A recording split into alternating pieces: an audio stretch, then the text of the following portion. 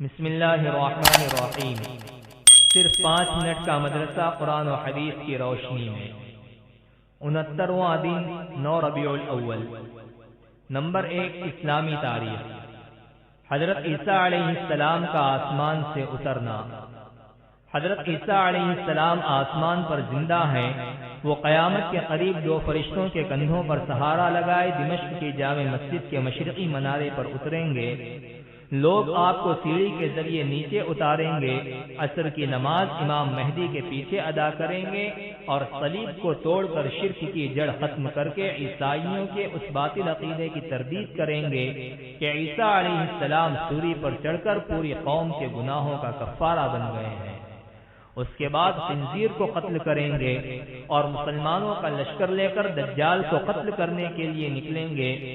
اس وقت وہ بیت المقدس کا محاصرہ کیے ہوئے ہوگا۔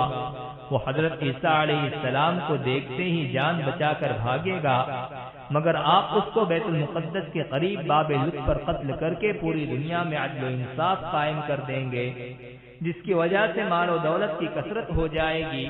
ظلم و ستم کا ایسا خاتمہ ہو جائے گا کہ بھیڑیا اور بکری ایک گھاٹ پر پانی پئیں گے۔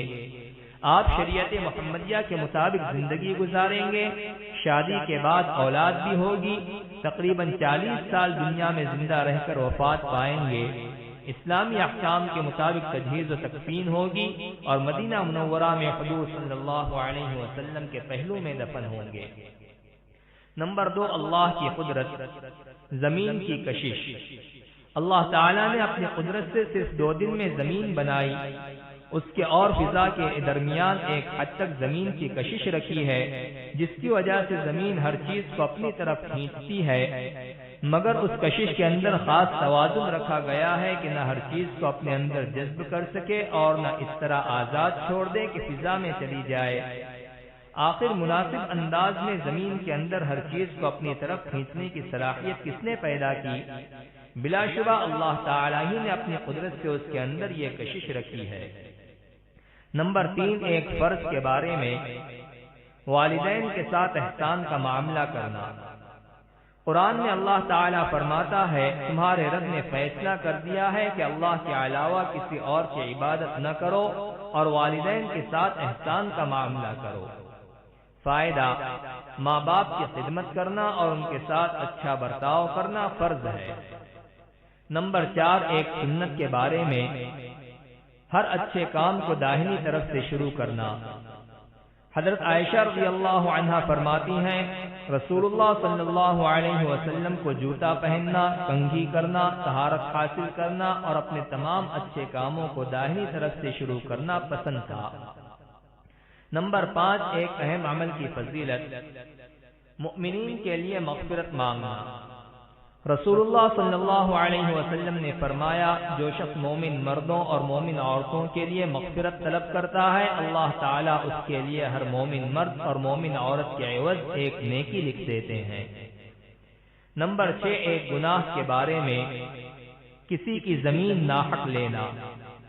رسول اللہ صلی اللہ علیہ وسلم نے فرمایا، جس نے کسی کی ناجائز طور پر معمولی سی زمین لی تو اس کو 7 زمین کا طوق پہنایا جائے گا اور اس کی فرائض و نوافل عبادتیں قبول نہ ہوں گی کہ جس کے بدلے اس کے گناہ معاف ہو جائیں۔